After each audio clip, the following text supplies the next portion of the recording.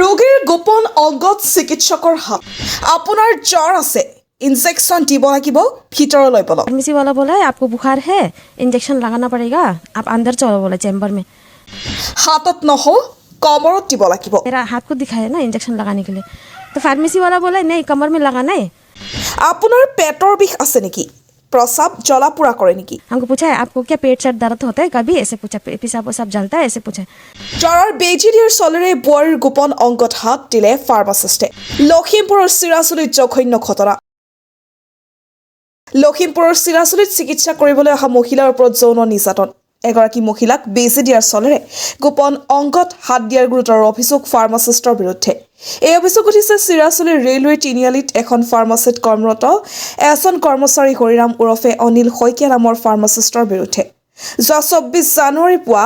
সংঘটিত হৈছে এই জঘন্য ঘটনাটো চৰ্দি জ্বৰত আক্ৰান্ত হৈ এগৰাকী বোৱাৰীয়ে স্বামীৰ সৈতে গৈছিল ফাৰ্মাচিখনলৈ কিন্তু লম্পট চৰিত্ৰৰ যুৱকজনে বেজি দিয়া চলেৰে ভিতৰলৈ মাতি যৌন নিৰ্যাতন চলাই ৰোগাক্ৰান্ত মহিলাগৰাকীৰ ওপৰত এই ঘটনা সংঘটিত হোৱাৰ পিছত নিৰ্যাতিত মহিলাগৰাকীয়ে বগীনদী আৰক্ষী চকীত গোচৰ তৰে আৰু আৰক্ষীয়ে গোচৰ পঞ্জীয়ন কৰি আৰক্ষীয়ে তদন্ত আৰম্ভ কৰিছে আনহাতে উক্ত ঘটনা সংঘটিত কৰি লম্পট যুৱকজন পলাই আছে যদিও উক্ত ঘটনাক লৈ জাঙুৰ খাইছে বিভিন্ন দল সংগঠনে লম্পট যুৱকজনক গ্ৰেপ্তাৰ কৰি উচিত শাস্তিৰ দাবী জনাইছে বিভিন্ন দল সংগঠনে 2 दिन से हम बीमार था 22, 23, 24 का दिन में हम फार्मेसी गया मेरा हस्बैंड का साथ तो हस्बैंड और मेरा बेटा का साथ गया था तो फार्मेसी वाला बोला है आपको बुखार है इंजेक्शन लगाना पड़ेगा आप अंदर चलो बोला चैम्बर में तो मेरा बच्चा छोटा है तो मेरा हस्बैंड जो बच्चा को लेके थोड़ा दुकान तरफ गया कुछ खाएगा बोल के बच्चा गेजू कर रहा था तो हम अकेला ही था उधर तो बाहर में वो फार्मेसी वाला का मैसेज भी था बाहर में तो हम भी ऐसे कुछ सोचा ही नहीं कि वो आदमी कैसा है ये जगह में नया है ना हम भी तो उसके बाद हम चला गया अंदर चैम्बर में तो वो फार्मेसी वाला भैया बोला है इंजेक्शन लगाना है तो हम जो मेरा हाथ को दिखाया ना इंजेक्शन लगाने के लिए तो फार्मेसी वाला बोला है नहीं कमर में लगाना है तो हम तो अभी नया है ना यहाँ में कुछ सोचा ही नहीं ये सब कुछ भी कि वो क्या सोच रहा है उसका मन में तो हम मेरा ऐसे करके कपड़ा उठा दिया तो उसके बाद वो इंजेक्शन लगाया हमको इंजेक्शन लगाने के बाद में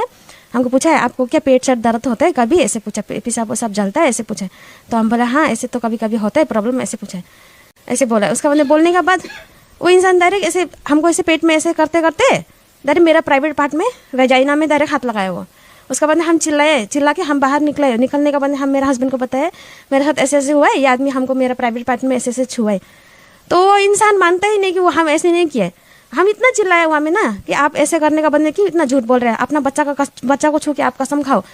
ऐसे बोले तो वो इंसान अपना बच्चा को छू के कसम खाए नहीं हम नहीं किया बोल के तो हम इतना गुस्सा लग गया एक तो हम ऊपर से इतना बीमार भी है ना 2 दिन से आदमी खड़ा होने नहीं सक रहा है हम तो हमें इतना ट्रस्ट करके किया कि वो अच्छा दवाई देगा हम अच्छा होगा बोल के किए वो आदमी मेरे साथ ऐसे किया उसका बाद साइड में उसका वाइफ आके हमको बोल रहा नहीं मेरा पति ऐसे नहीं करता है ऐसे ऐसे हमको बोलने लग गया ना तो हम बोला उसको आप एक औरत हो के औरत का दुख को नहीं समझते क्या ना हम इतना तकलीफ हो गया हमें खड़ा हो गया क्यों चिल्ला रहे अपना बदनाम हम क्यों करेगा ऐसे बोला कोई वहाँ में और सपोर्ट देने वाला कोई नहीं था इतना सियाजुली बाजार एरिया में दिन दहाड़े ऐसे हुआ एक औरत का साथ ना आसपास का सब निकल के देख रहा है पर कोई भी कुछ भी नहीं बोला तब मेरा हस्बैंड और हम समझ गया यहाँ में कोई सपोर्ट नहीं करेगा हम लोग स्कूटी में उठ के डायरेक्ट आ गया उसके बाद हम लोग बोला रास्ता से हम लोग बोल के आया कि हम लोग तो केस देगा ही इसको कैसे ऐसे छोड़ेगा ना आज मेरा साथ हुआ है कल दूसरा हाथ होगा उसके बाद अगर हम कोई एक्शन नहीं लेगा तो दूसरा दिन से हम वो रास्ता चलने नहीं सकेगा हम तो वो रास्ता चलने नहीं सकेगा ना वो तो हमको दिन दहाड़े मेरा पति का साथ में वो पति होते होते वो हमको ऐसे कर सका है तो शाम होने से तो या फिर शाम हो या फिर दिन हो वो तो हमको ऐसे लेके जाएगा जंगल तरफ ना आज हमको ऐसे किया फिजिकली असॉल्ट किया कल वो मेरा रेप करेगा तो हम तो उसको ऐसे नहीं छोड़ सकते तो इसलिए हम लोग पुलिस स्टेशन गए मेरा पति और हम जाने के बाद में हम लोग वहाँ में गए हम लोग तो अभी नया है ना यहाँ में और ऊपर से हम लोग ये सब केस में कभी घुसा भी नहीं पुलिस स्टेशन वो दिन फर्स्ट टाइम हम कदम रखे तो हम लोग जाके बोला है कि ऐसे ऐसे हुआ है हम लोग का साथ कंप्लेंट लिखने वाला भी कोई नहीं है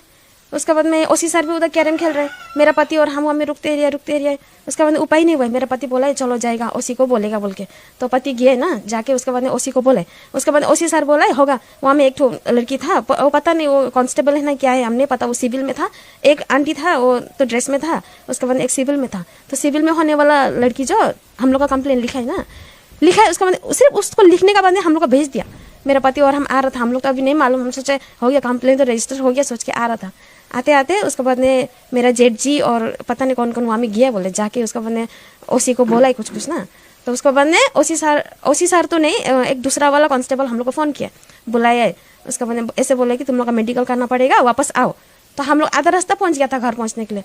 तो फिर वापस किए, वापस जाने के बाद में वो लोग हम लोग को ओसी सर जो एक ब्लैंक पेपर में हमको साइन करने दिया। पहले ब्लैंक पेपर में हम साइन किए, साइन करने के बाद में ओसी सर बोला तुम लोग को मेडिकल जाना पड़ेगा। मेडिकल पता नहीं, हम लोग को प्रोसेस नहीं पता ना। वो लोग सिर्फ हम लोग गए हॉस्पिटल जाने के बाद में डॉक्टर जो बोले, एक पता नहीं क्या कागज़ था, 2 पेपर था, तो एक डॉक्टर रखा है और एक डॉक्टर का सिग्नेचर करके हम लोग को रिटर्न दे दिया। उसके बाद वो सब दे के हम लोग वापस पुलिस स्टेशन आए। पुलिस स्टेशन आने के बाद वहाँ से और हम लोग घर आ गया। उसके बाद आज 3 दिन हो गया ना ये बात को। 24 का इंसिडेंट है ये, आज 24, आज कितना है 27 है, आज 27 है, आज तक कोई एक्शन नहीं हुआ है। तो हम यही सोच रहे हैं ना कि ओसी सर भी कल रात को ऐसे बोले कि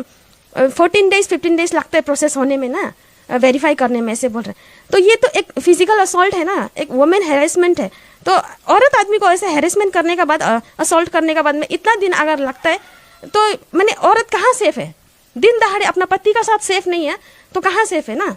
तो इसलिए हम वही बोलना चाहते हैं कि हमको जैसे भी हो जस्टिस चाहिए। हमको तो वो इंसान को मैंने जेल में लेके उसको 2-3 लाठी नहीं मारने से हम तो मन शांति होगा ही नहीं। उसका नाम क्या है? उसका नाम भी एक्चुअली नहीं मालूम ना, अभी जाके पता चल रहा है। उसका नाम है, बोलते हैं हरिराम सैकिया, पर हम लोग वहाँ में हरिराम दत्ता दिए, हम लोग भी नहीं मालूम। और इतना कन्फ्यूज भी था, दूसरा को फ़ोन करके पूछा है नाम को भी। और ऐसे सिचुएशन में था ना, हम लोग इतना नर्वस है, तो मैंने एग्जैक्टली उसका नाम मालूम नहीं हो गया, हम लोग हरिराम दत्ता लिखे। तो आज हम लोग ओसी सर बुलाया, बोलते हैं उसका नाम को करेक्शन करने के लिए। तो इसलिए आज वहाँ में हम लोग जाएगा। फार्मेसी कौन सा है? फार्मेसी का नाम भी हमको एग्जैक्ट नहीं पता। सियाजुली रेलवे स्टेशन का जस्ट ऑपोजिट सामने में एक ब्यूटी पार्लर है, जहाँ में वो संडे मार्केट लगता है ना, वहाँ में ही है। दिमेश्वर फार्मेसी है बोलते हैं। हाँ, उसका मतलब कर्मचारी है? हाँ, वो भी हम तो सोचा था वही वहाँ का ओनर है ना, अभी पता चल रहा है कि वो वहाँ में काम करने वाला है। ऐसे सुन रहे, आपका साथ जो हत्या किया है उसका नाम हरिराम सैकिया। हाँ, डिम्बेश्वर फार्मेसी का मतलब कर्मचारी? हाँ, मैंने उसका नेफ्यू है बोले, नेफ्यू है बोलते हैं ना, वो जो दिमेश्वर, वो उसका ऑनर का नेफ्यू है बोलते।